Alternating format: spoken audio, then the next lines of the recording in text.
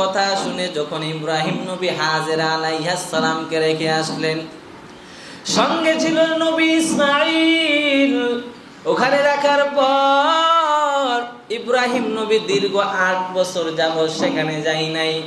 8 বছর পর পয়গম্বর ইব্রাহিম যখন আবার ওই ফারান শহরের দিকে রওনা হলেন, যেখানে হাজেরা আলাইহিস সালাম আর তার সন্তান ইসমাঈলকে রেখে আসছিলেন, ওখানে যাওয়ার পরে দেখেন এখানে আর কোনো মরুভূমি নাই। পুরো ফারান শহর এখন মক্কা নগরী শহরে পরিণত হয়ে গেছে। এখানে আর কোনো জঙ্গল নাই, পশু পাখির কোনো ভয় নাই। পুরো ফারান শহরটা একবারে মক্কা শহরে পরিণত হয়ে গেছে। ইব্রাহিম নবী কয়, মক্কার মানুষ, এখানে হাজেরা আলাইহিস সালামের বাসা কোনটা একটু জানায় দাও। ইব্রাহিম নবী হাজেরা আলাইহিস সালামের বাসা নিয়ে ওই ইব্রাহিম নবী রাতের গভীরে স্বপ্নে দেখেন, আমার আল্লাহ জানাই নবী ইব্রাহিম, আল্লাহর আদেশ, তুমি তোমার সম্পদ, তুমি তোমার সবচাইতে প্রিয় বস্তুটা আল্লাহর জন্য কুরবানি করো। নবীদের ওহী, নবীদের স্বপ্ন সত্য, ওহীয়ে বাস্তবায়ন হয়। ইব্রাহিম নবী যখন রাতের আঁধারে স্বপ্ন দেখলেন, ইব্রাহিম নবী জিলহজ মাসের 8 তারিখ সকালবেলা ইব্রাহিম নবী তার ধন সম্পদ অনেকগুলো আল্লাহর রাস্তায় দান করে দিলেন। আবার রাতের গভীরে ইব্রাহিম নবী স্বপ্নে দেখলেন, ইব্রাহিম কুরবানি আদায় কর। পয়গম্বর ইব্রাহিম আবার সকালবেলায় 100 উট আল্লাহর রাস্তায় কুরবানি করে দিলেন। আবার রাতের বেলা স্বপ্ন দেখেন, ও পয়গম্বর ইব্রাহিম, তোমার সবচাইতে দামি বস্তুটা যেটা আছে, সবচাইতে মহাব্বতের যে প্রিয় জিনিসটা আছে, সেটাই তুমি আল্লাহর রাস্তায় কুরবানি করো। এরে নবীর উম্মতের দল, বৃদ্ধ বয়সে নবী ইব্রাহিম সন্তান পাইলেন ইসমাঈল। রব্বি হাবলি মিনাস সালিহিন ফাবাশশারনাহু বিগুলামিন হালিম। ইব্রাহিম নবী আল্লাহর কাছে দোয়া করে, আল্লাহ আমাকে একটা নেককার সন্তান দাও। 90 বছর বয়স হয়ে গেল, এখনো সন্তানের মুখ দেখতে পারি নাই রে আল্লাহ। 90টা বছর আমার বয়স হয়ে গেল, এখনো সন্তান নাই। ও আল্লাহ, তুমি আমাকে একটা সন্তান দান করো। ফাবাশশারনাহু বিগুলামিন হালিম। আল্লাহ তাআলা ইব্রাহিম নবীর সুসংবাদ দেয়, আমি একজন ধৈর্যশীল সন্তান তোমারে দান করব। ফালাম্মা বালাগা মাআহুস সা'য়া ক্বালা ইয়া বুনাইয়া ইন্নী আরা ফিল মানাম আন্নী আযবাহুকা ফানজুর মাযা তারা। ইব্রাহিম নবীর বয়স যখন 8 বছরে পরিপূর্ণ হয়ে গেল, আবার ফতুহুল কাদিরের মধ্যে আছে ইব্রাহিম নবীর বয়স যখন 13 বছর, আমার আল্লাহ ইব্রাহিমকে বললেন, তোমার সন্তানকে তুমি কুরবানি দাও। ইব্রাহিম নবী এমনি পাইলেন, বৃদ্ধ বয়সে সন্তানের মায়া কেমন একটু চিন্তা করেন। আমার সন্তানকে যদি এলাকার কেউ বকা দেয়, আমার মনটা খারাপ হয়ে যায়। আমার সন্তানকে কেউ যদি আঘাত করে, আমার কলিজাটা পর্যন্ত হিলে যায়। অথচ ইব্রাহিম নবী 90 বছর সন্তান পাই নাই। কি পরিমাণ মায়া করেন, কি পরিমাণ মহব্বত করেন, চিন্তা করা দরকার। আবার আমার আল্লাহ আদেশ করলেন, সন্তানকে আল্লাহর রাস্তায় কুরবানি দিয়ে দাও। তোমার সন্তানকে তুমি আল্লাহর রাস্তায় কুরবানি দাও। কি পরিমাণ পরীক্ষা আমার আল্লাহর, কি পরিমাণ আমার আল্লাহ ইব্রাহিম নবীকে প্রশ্ন করেন। আবার ফেরেশতারা আল্লাহর কাছে বলে, হে মালিক, ইব্রাহিমকে খলিলুল্লাহ বানায় দিলেন, আপনার দোস্ত বানায় দিলেন, কারণ কি জানতে চাই। আমার আল্লাহ জানায় দেয়, আমার খলিলুল্লাহ কেমন জানো? আমার খলিলুল্লাহ আমার জন্য সবকিছু বিসর্জন দিতে পারে। তাকাইয়া দেখো, আমার খলিল ইব্রাহিম তার সন্তান 90 বছর পর পাওয়ার পর সন্তানকে আমার রাস্তায় কুরবানি দিত, ইব্রাহিম নবী কোনো বাধা প্রদান করে নাই। এরে নবীর উম্মতের দল সন্তানকে বললেন, ইন্নী আরা ফিল মানাম আসবাউকা ফাজুর মাযা তারা, ও আমার 8 বছরের সন্তান, আবার কোন জায়গায় 13 বছরের সন্তান বলা হয়েছে। ও সন্তান, আল্লাহ আদেশ করেছেন, আল্লাহ পাক তোমাকে জবেহ করার জন্য, কুরবানি করার জন্য আদেশ করেছেন। পয়গম্বরের ছেলে ইসমাইল কেমন দামি পয়গম্বর, এই ইসমাইলের গর্ভে আমাদের আখেরি পয়গম্বরের আগমন। এবার ইসমাইল নবী বলেন, বাবা কোনো টেনশন নাই। 8 বছরের সন্তান কি পরিমাণ বিচক্ষণ ছিলেন, আল্লাহ পাক তাকে নবী বানাবেন, আবার সমস্ত নবীদের সন্তানকে তার ঘরে জন্ম দিবেন। কেমন পয়গম্বর তৈরি করা দরকার, আল্লাহ তৈরি করে রেখেছেন।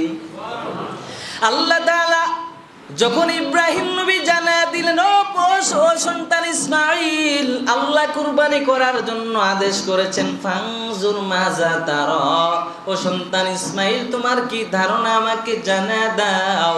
ক্বালা ইয়া আবাতি ফাল মা তুমার সাতাজিদুনি ইনশাআল্লাহু মিনাস সাবিরিন। এবার ইসমাইল বলেন, বাবা কোনো টেনশন নাই, আমার আল্লাহ এত মানুষের ভিতরে আমাকে নির্বাচন করেছেন, আমার কোনো টেনশন নাই, আমার চিন্তা নাই। আপনি আমাকে জবাই করেন, আপনি আমাকে ধৈর্যশীলদের অন্তর্ভুক্ত পাবেন, আমি কোনো বাধা প্রদান করব না। ও বাবা, কারণ এটা আমার আল্লাহর আদেশ, আমি কুরবান হওয়া ভাগ্যের ব্যাপার, আল্লাহ আমাকে কবুল করেছেন, আমার জীবনটা পরিবর্তন হয়ে যাবে রে বাবা, কুরবানি করেন, কোনো টেনশন নাই। ইব্রাহিম নবী এবার মিনার দিকে কুরবানি করার জন্য রওনা হয়ে গেলেন। সন্তান, কোনো টেনশন নাই, আমার আল্লাহ আমাকে বাছাই করেছেন, আমার আল্লাহ আমাকে নির্বাচন করেছেন, আমি এতেই সন্তুষ্ট। এবার ইবলিস যখন 3 বার বারবার ধোঁকা দিলেন, কয়বার? 3 বার ধোঁকা দেওয়ার পরও ইসমাইল নবীকে আটকাইতে পারেন নাই। ও মুসলমান, আজও পর্যন্ত যারা বাইতুল্লাহ হজ করার জন্য যায়, মাকামে ইব্রাহিম যখন মিনার দিকে যায়, যেই জায়গায় ইবলিস শয়তান ইসমাইল আলাইহিস সালামকে ধোঁকা দেওয়ার জন্য চেষ্টা করে, আজও পর্যন্ত কোনো হাজী সাহেব যদি শয়তানকে পাথর নিক্ষেপ না করে কোনো হাজির হজ আমার আল্লাহ কবুল করবে না। লক্ষ লক্ষ হাজী সাহেব দৈনন্দিন হজ করার জন্য যখন মদিনায় যায়, যখন শয়তান যেখানে ইসমাইলকে ধোঁকা দেওয়ার চেষ্টা করে, তারা কঙ্কর নিক্ষেপ করে করে শয়তানকে লাঞ্ছনা করে, কারণ ওই সন্তান পয়গম্বর ইসমাইলকে বাধা প্রদান করেছিল। এরে নবীর উম্মতের দল, যখন ইসমাইল আলাইহিস সালাম মিনার প্রান্তরে চলে গেলেন, মিনাতে যাওয়ার পরে পয়গম্বর ইব্রাহিম যখন ইসমাইলকে জবাই করার জন্য রেডি হয়ে গেলেন, জবাই করার জন্য যখন ছুরিটা চালায়, ইসমাইলের গলার একটা রগ পর্যন্ত কাটতে পারে না, কারণ আমার আল্লাহ ছুরির আদেশ করছে, ছুরি খবরদার, আমার পয়গম্বরের গলার যেন কোনো ক্ষতি না হয়।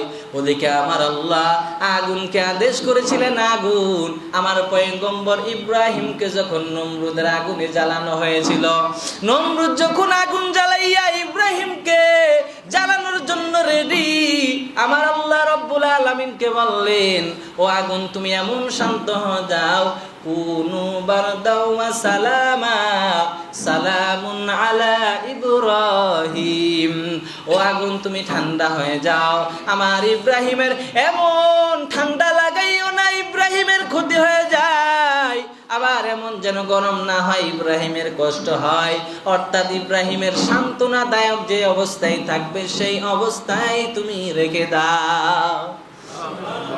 এবার যখন ছুরি বারবার চালাচ্ছেন, ছুরি তো আর গলা কাটে না। ইব্রাহিম নবী অন্য কোনো উপায়ে, ইব্রাহিম নবী যখন এই ছুরি চালানোর কারণে যখন গলা কাটে না, এবার ইসমাইল নবী বলে, পয়গম্বর আমার বাবা, আপনি মনে হয় আপনার চোখের সামনে আমাকে দেখে আপনার মনে মায়া হচ্ছে বিদায় আপনি ছুরিটা জোরে চালাচ্ছেন না, আপনি এক কাজ করেন, আমার জামাটা খুলে আমার চোখে বেঁধে দেন, তারপরে আপনি আমাকে জবাই করার জন্য চেষ্টা করেন। আল্লাহু আকবার, কি পরিমাণ দামি পয়গম্বর ছিলেন। এরপরে যখন ইব্রাহিম নবী বারবার ব্যর্থ হওয়ার পরে রাগ করে ছুরিটা চালিয়ে দিয়েছেন, পাথর 2 খণ্ড হয়ে গিয়েছে। এমন সময় ইব্রাহিম নবী গায়বী আওয়াজ শুনেছেন, আল্লাহু আকবার, আল্লাহু আকবার, লা ইলাহা ইল্লাল্লাহ, আল্লাহু আকবার, আল্লাহু আকবার, ওয়ালিল্লাহিল হামদ। আল্লাহ পাক যখন গায়বী আওয়াজ দিয়েছেন, ইব্রাহিম নবী চমকে গিয়েছেন, কিরে এই মরু প্রান্তে এখানে আবার কার আওয়াজ আসতেছে? এরকম অবস্থা যখন হয়েছে, আল্লাহ পাক তখন জিব্রাইলের মাধ্যমে ওহী প্রেরণ করলেন, নবী এটা আল্লাহ আপনাকে পরীক্ষা করেছিল। ফালাম্মা আসলামা ওয়া তাল্লাহু লিল জাবিন ওয়া নাদাইনাহু আইয়া ইব্রাহিম কদ সাদ্দাকতার রুয়া ইন্না কাযালিকা নাজজিল মুহসিনিন। তুমি তোমার স্বপ্নকে সত্যে পরিণত করেছো, তুমি বাস্তবে পরিণত করেছো, আর আল্লাহ তাআলা মুত্তাকিনদেরকে এভাবেই পরীক্ষা করে থাকেন। যাও বাপ ছেলে চলে যাও। আল্লাহ পাক ইসমাইলের বদলে দুম্বা কুরবানি করার জন্য আল্লাহ পাক আদেশ করলেন। ওই যে হাবিলে দুম্বা দিছিল, কিছু কিছু কিতাবে আছে যে হাবিল আর কাবিল কুরবানি করার সময় যেই দুম্বাটা আমার আল্লাহ কবুল করেছিল, কুরবানিটা কবুল করেছিল, সেই দুম্বা আমার আল্লাহ জান্নাতে লালন পালন করেছিল।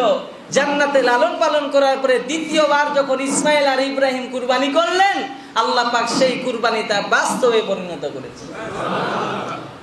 সেটাই ছিল নবীদের ইতিহাস। আর আমার আপনার অবস্থা আজকে কি ভাই? কুরবানি দেওয়ার সামর্থ্য আছে, তারপরেও কোনো চেষ্টা নাই, দিব না, কি দরকার? অনেক বাহানা করি আমরা। কুরবানি দেওয়ার সামর্থ্য থাকলে কুরবানি দেওয়া উচিত।